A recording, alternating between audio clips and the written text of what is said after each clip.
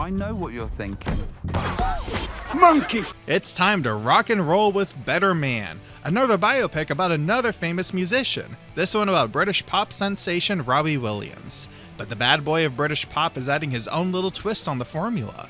If you look very closely, you may notice that he's being portrayed as a chimpanzee. How wild! But will this be enough to keep the genre fresh, or is this gimmick just monkeying around?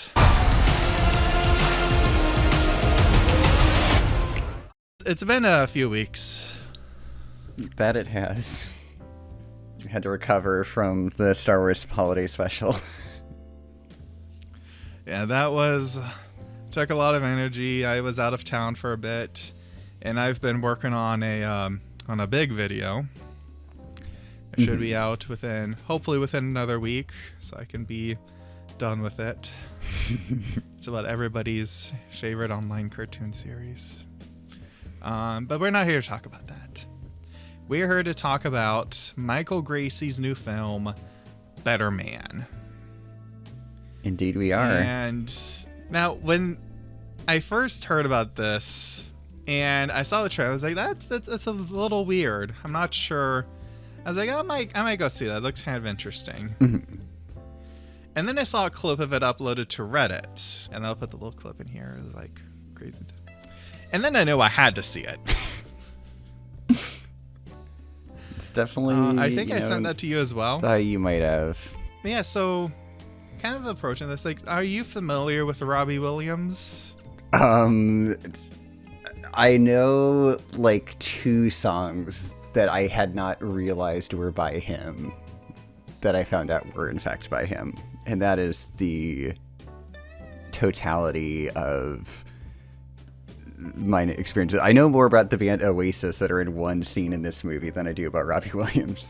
I'm one of the few Americans. I had heard of Robbie Williams before, and I only heard about him because he did a voice role. Some Disney thing, was right? The voice role of Dougal in the 2005 British-French film adaptation of The Magic Roundabout by Bollocks Brothers and Action Synthèse and Pâté. You know how to get out of my system. You know how to. You have little to no experience with that film, I'm sure. But it's just because when I was talking to Andy Layton for that project, and I put this in the final video actually. He described Robbie Williams as the Justin Bieber of the day. That day being early mid-aughts. Yeah. That's kind of, that's interesting, you know. I saw some stuff of him talking about, like, you know, doing a little promo interview for the movie, talking about how good it was going to be. But that's kind of where my experience with Robbie Williams ended. This very niche little corner of his existence. I guess Dougal is just loving angels instead. And so when I saw this, I was like, you know what? It'd be interesting to kind of see what all the hype was about.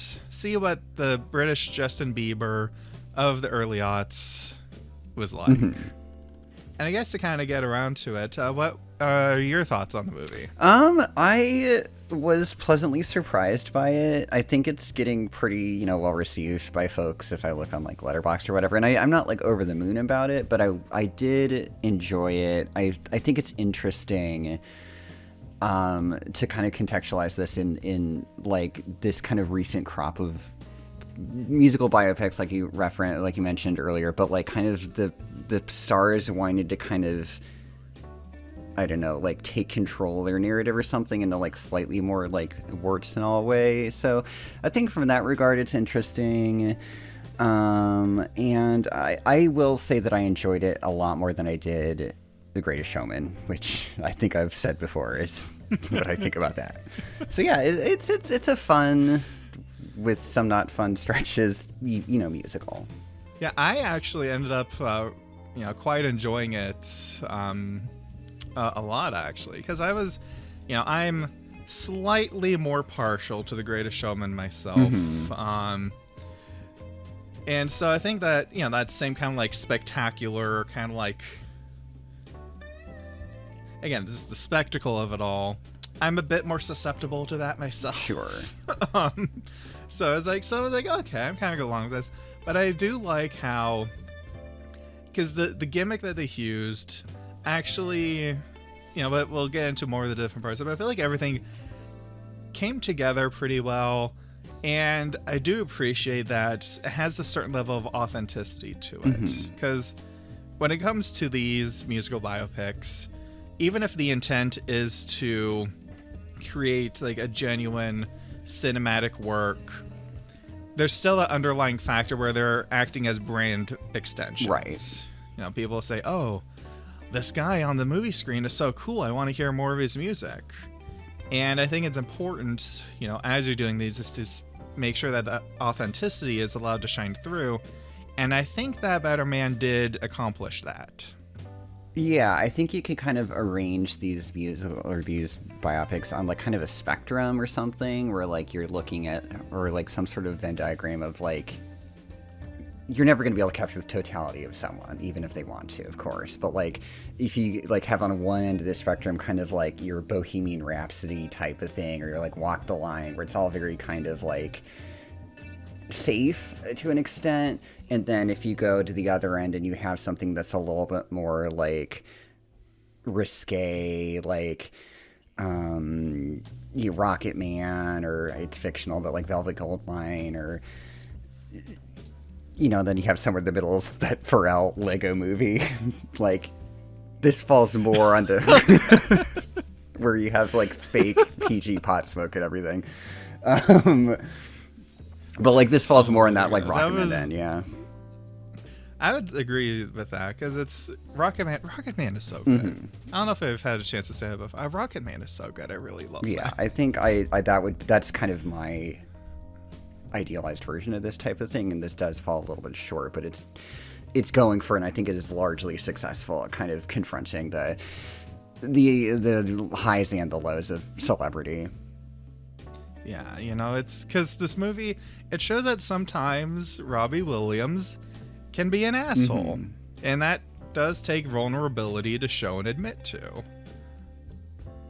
And I appreciate that the movie is, kind of showing us all those parts of it. And while, because in general it does follow and like the general narrative you'd expect from this kind of thing, of, oh, young boy wants to become famous, becomes famous, but then the fame eats him up, that kind of a thing. And while that theme of the music industry is exploitative is pretty well trod, I feel like this still manages to make us feel that pretty fresh. I think for me, the moment that did it was they have the big scene where like, he gets engaged to Nicole Appleton, and it's like, oh, they're expecting a baby, but then her band goes like, we're gonna kick you out unless you abort the baby. And I just remember thinking like, holy shit. Now it really does kind of look at the uglier side of these things that are like self-inflicted. He's dealing with a lot of like addiction and that kind of thing, and choices that are made there versus like again, like we were like the trope of the like asshole management or agent or whatever, like controlling their lives and their image, even in a way that horribly invades their privacy, such as that. So it does look at all these things. And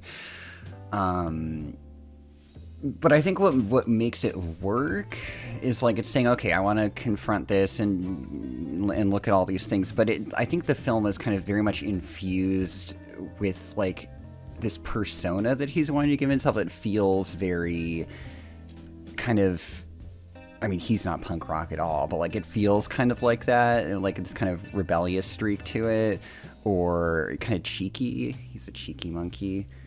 Yeah, and it does lead to some very fun moments with because talking about the managers and everything, like it would introduce someone and it'd be like, for legal reasons, our band manager was a wonderful guy. Or or another one where he says like, our lawyer sat down and I have to include this scene here so we can talk about this. Yeah, it's very sort of like tongue in cheek about, okay. while it does go about it's this like, very and same it's thing. yeah, and it lends the movie a bit more energy to it, a bit more pep. Where it's like, okay, it's distinguishing itself from this what seems to be becoming a regular genre now, especially around the Oscars. Mm-hmm. I asked you, I was like, hey, I haven't seen it. But before we started the podcast, I asked, hey, I haven't seen it. Would you be willing to talk about A Complete Unknown? And you said you hadn't seen it either. This whole announcement on Thursday, morally obligates me to watch it. I do not give a fuck about Bob Dylan going electric. It's the same thing because I saw that. I was like, I don't really want to see this. I want to go see the monkey doing cocaine. That sounds better. It's the sequel to Cocaine Bear. Honestly, this would have been better than... This is so much better than Cocaine Bear. Because he actually does cocaine. Besides, there was... Besides, there was that Bob Dylan kind of weird movie from a few years ago, Todd Haynes, I think, that had 8 different people playing him. That was already made. We don't need more. Isn't there... I forget who's doing it, but isn't somebody making a cinematic universe of the Beatles? Oh, yeah. There's going to be 4, and I keep seeing casting Paul Mescal and stuff, and I don't know if it's real or if it's just rumored, or... I think, yeah, who is that? Is it Sam Mendes? Yeah, Sam Mendes for Beatles movies. No, thank you.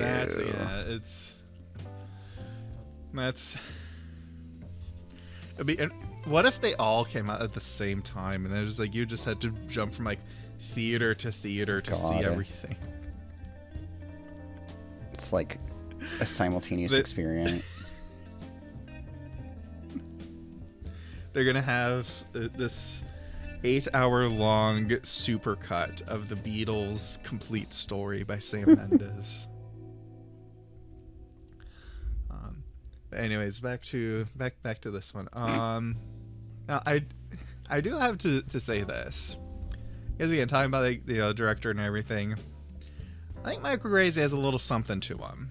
He's only done a few movies so far. He did this, Greatest Showman. Mm-hmm. There's a documentary about Pink in 2021. The singer? The singer, yes. Yes. I think he has a subject matter that he gravitates to. I'm just... but I do think he has... I think he has it in him to really become a really great director. There's a lot of things in this movie I took notes on that were little flourishes that I really admired. Mm-hmm. Yeah, I think that in its musical sequences, it's really got this sparkle to it. I remember especially the early in the film that he manages to sign to Take That, this boy band that they're kind of getting off the road, and once they sign their record deal, there's this kind of fun sequence of them causing mayhem in the streets of London and kind of just going at it, and later when he does meet his partner, their kind of little this little sort of swing dance thing that they do with each other on a yacht at New Year's or whatever. There's definitely, that's what I like about musicals, is kind of this marriage of you're pushing forward a story point, but you're doing it in a, with dance or with song or whatnot. And it does point to I wonder if I went back and rewatched, which I'm not going to do, The Greatest Showman, I think it does this, basically this film does benefit from the, Robbie Williams is not the greatest voice of a generation or anything, but they're more enjoyable to listen to than the, Dear Evan Hansen tear Drek we're getting from Greatest Showman. And so it's okay, he has, stronger material to work with, so I think that definitely helps create more compelling sequences. Absolutely. And there's just different things there. So Robbie Williams in real life, he will often come onto stage suspended upside down like he is at his big climactic concert there. But in this movie, it's framed in a way that kind of makes him feel like a piece of meat being wheeled out for the crowd. Yeah. Or like the Hanged Man tarot card. Yeah, it's like something kind of like that. Like it's kind of framed as this very frightening thing for him. And there's this other scene near the ending where he's kind of starting to pick up the pieces of his shattered ego. At first, he's looking into a broken mirror. There's nothing really new with doing that. But then the camera zooms in closer to the mirror, and so we see less and less of its brokenness as it zooms in, until we're zoomed in enough that he appears whole again, all in one shot. And I was like, that was kind of like an interesting way to take this, trick that we've seen before and put a little fresh spin on it.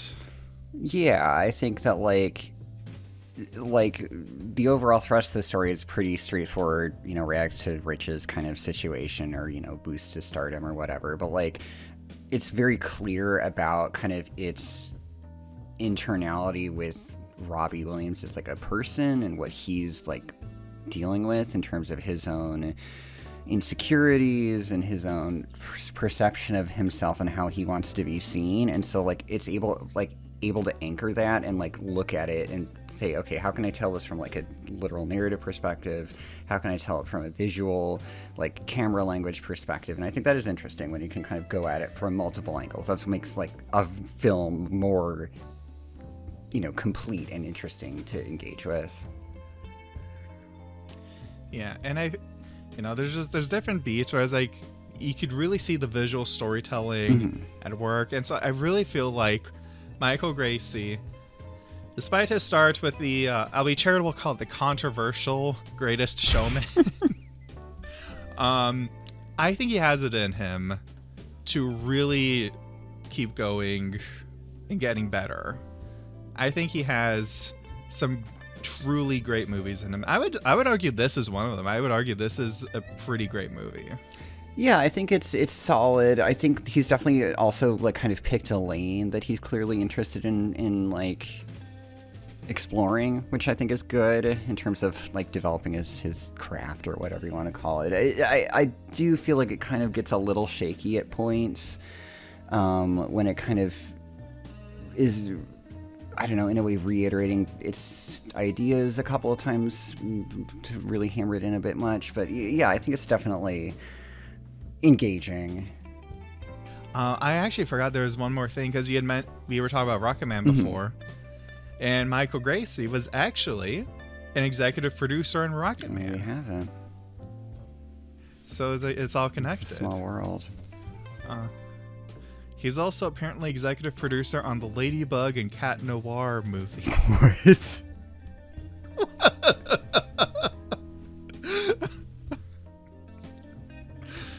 I guess. Okay, well, there we go. This movie did have like 8 billion executive producers. It was wild. I saw there was, I really hope that I recognize the kanji correctly as Chinese, otherwise I'm going to be in big trouble. Oh, yeah. But there was like the production company there was, so it was interesting to kind of see that international production going on. But I think we have to talk about the monkey in the room. I see what you did there. And here's like, I think the effect worked really well, actually. I will say that it gave me, like, we have a high bar to clear now after this. Like, 5 minutes into the film, I got, like, the most cursed image of 2025 so far, which is, like, when he's, like, little tyke Robbie, like, sitting on the couch with his gran and, like, licking the crisps and then masticate. I was like completely horrified by that, and they kept returning to that, and I can't do that. No. He's got his little quirks, okay? You gotta be nice to him. Gotta be. Of all the stuff he did in the movie, that's the one you're gonna get hung up. There's more cursed stuff, but like that was like right out the gate, just like no, safety rails or anything. So I heard that the same digital artists who worked on the new Planet of the Apes movies came over and were doing this. Oh, okay. And honestly, it was actually because the movie makes it pretty clear what the meaning of it is, because he outright says, he reflects on himself. He feels like getting famous at 15 means he's stuck in the state of arrested development, right. Like he's unevolved. So like we kind of get the answer of why a monkey pretty clearly. I'm trying to remember, did they ever like acknowledge it? I don't think so. It's the only acknowledgement we got was in the opening narration. He was like, I'm going to show you how I see myself. Okay. And then baby monkey Robbie Williams. Yeah. Otherwise, nobody else comments on him being a monkey. Okay, because they do in the trailer, but I think that's something you have to do for marketing reasons. But I was like trying to didn't think they were explicit about that choice in the actual movie itself. Yeah, which is fine. It's kind of a shame because I think that it's kind of a shame because this isn't doing very well in the box office. Like it opened up really low, and then it dropped off like 75% this past weekend. No, by the time that I watched it, it was like one screening a day. It's only been out for 2 weeks. No, it's crazy. Oh like God. there were more screenings for that fucking awful Almodovar film, like The Room Next Door, than that. And I'm like, okay. Oh, no. Wow, and it's because like this, like I said, like it's really solid. And between the so Robbie Williams, he provides the narration. Mm-hmm. He also provides the vocals, obviously. But the regular voice lines and the actual performance are done by Jonno Davies. Mm-hmm. And he gives a really good performance through the computer effects there. Yeah. No, I think that like it's a very physical role, and I think that it feels like believable and stuff. Both in I think having it be a musical and have it be heightened in that regard helps. It's already a little ridiculous, so why not just push it a bit farther? But right, I don't think it feels effortless. Right, like there's some times where it didn't really register in my mind that I was watching a monkey walking around doing stuff. I was just like, oh, it's just Robbie Williams at this point. Mm-hmm. Yeah. I'm going to see a picture of the real Robbie Williams and be like, what? No. What? No, it's not a chimp. I will say the hair was really hit or miss for me. Like there were some, like they were clearly emulating his various like hairstyles and stuff, and some of them just didn't like work for me. Like it was like, okay, let's just not do that, please, thank you. Do you mean need to bleach the chimpanzee? It made the effect less? Do you mean that it made the effect less convincing, or you just didn't like the hairstyle? Both. Like when he was like shaving his head, I was like, okay, how does this like work mathematically? Like if he's like, could he theoretically shave all of himself to the same length of hair, or how does this work? Oh, this gets very confusing to me. No, we have to do the geometry of it all. Why was this not addressed in the movie? 0 out of 10, literally unwatchable. I can't do it. I'm curious though. You're saying that it's kind of underperforming commercially. Like, do you think that monkey? Do you think that no one in the States knows who the fuck Robbie Williams is? Like, do you like? I wonder if they pushed. I'm pretty sure it's on the poster, but I wonder if they pushed the whole like Greatest Showman, like angle a bit more. Would that help people? Because that was pretty successful. I feel like it's probably a combination of those two things between a chimpanzee, because people are like what? Like, why is this monkey on the stage like singing? What is this? Mm-hmm. And also, It's also just, you get, because if people say, oh, it's supposed to be Robbie Williams, people say, well, who's Robbie Williams? And I think that might just be it. It's and plus also with it being in January, it's kind of a little bit of a post-Christmas, post a complete unknown Baby Ferratu triple feature fatigue. There was one more thing I want to talk about the thread there, and it's the way that they portray his relationship with his father.